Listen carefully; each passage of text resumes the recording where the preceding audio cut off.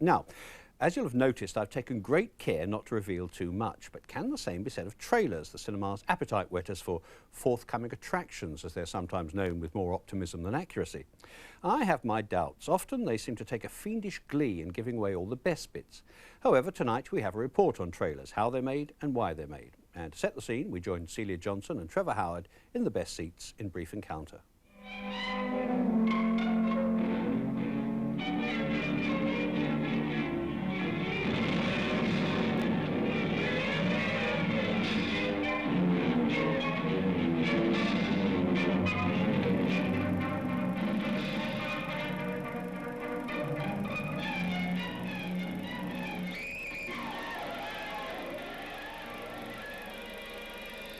To me, a trailer is the hors d'oeuvre to a meal of movies because they're working up an appetite for a film that you haven't paid to see.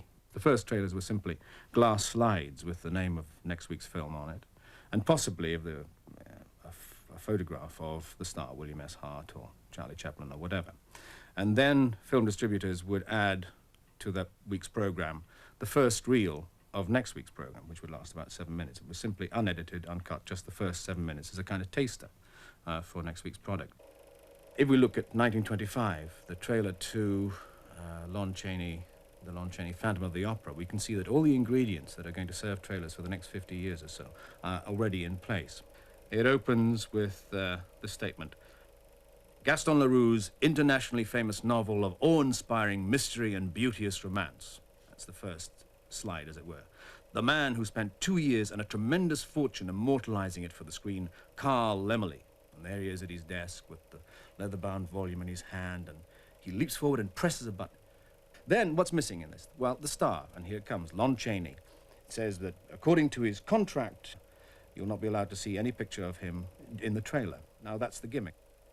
If we go on to the sound era and look at something like Grapes of Wrath, the pedigree is the book. And the trailer sells the book for all it's worth. Oversells it, one would say. Do you have a copy of Grapes of Wrath? Sorry, we're all sold out. Yes, the Grapes of Wrath. Well, send me as many copies as you can. There's Darryl F. Zanuck, the producer, the man who presses the button, as it were. There he was, smiling and grinning away and extolling the virtues of his latest blockbuster. If the star was big enough, then you'd have the star doing it. Welcome to the Inn of the Sixth Happiness. I would like to tell you about a motion picture that will be coming to this theater shortly. It is the story that I sincerely believe will find a place close to your hearts. It is the Inn of the Sixth Happiness. Previously, in the 50s, 60s, the trailers did tend to cheat because they made such enormous claims for their product. Nowadays, the trailers don't do that kind of thing. Because they don't tend to tell you what you're going to see verbally or with big graphics. They actually have clips from the movie, which is put in such a way as to get you excited about the product. I was desperate to get your attention. Trailers used to be made in-house by the film companies and edited on film. Nowadays, the work is farmed out to specialist agencies like the Creative Partnership and cut cheaply on videotape, with the final 35mm version produced for the theatres only when the client is happy. I really love you. Well, for Ghost, we have a film which is a very romantic film, shot very realistically. It's also a thriller, and it has a supernatural element. So the brief is really to get each of those elements over without making it look like a very complex film. So we've basically got to set that idea clearly in people's minds, that it's all three of those things. The American campaign does that, but it does it in quite a complex way. So really, our job is one of simplification. Exactly. I love you. I really love you. There's a definite process to trailer making.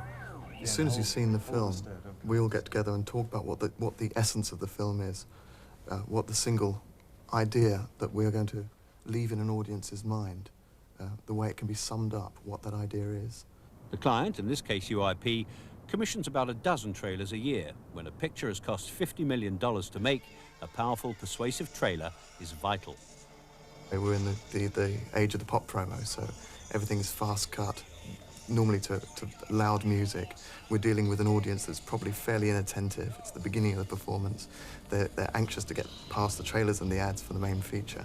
So we tend to go in loud, fast, short, and hit much harder than they used to. Really captured the mood of the film there.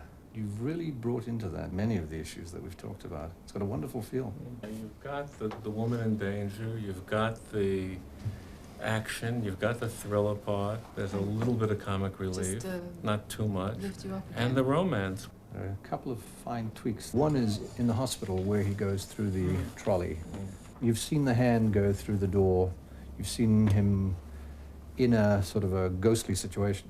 I think that, to me, doesn't work completely. And right at the end, when he leaps through the wall, I'd rather leave that out.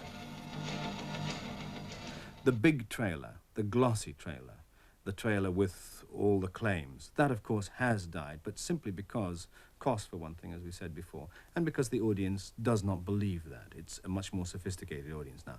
But the hype is still there. Now, do you believe in ghosts?